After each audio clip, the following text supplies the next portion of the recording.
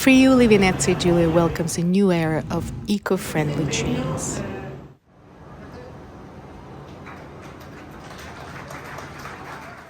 It's very, very big, one of the biggest of this kind, and because we choose to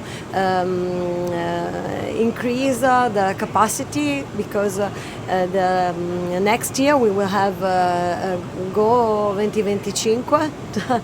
This is the first one of 10 trains, rock trains, and it will run between Trieste and Venezia till tomorrow and for the future.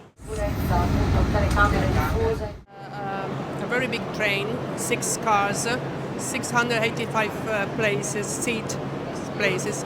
170 people can run on the train, and the capacity of 18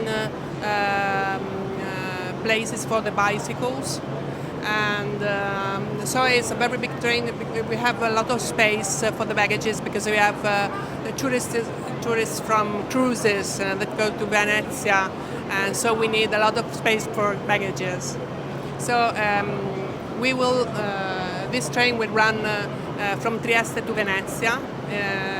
These are the lines where more passengers run to Venice, so we need a train with a very comfortable train for all these passengers of Friuli Venezia Giulia.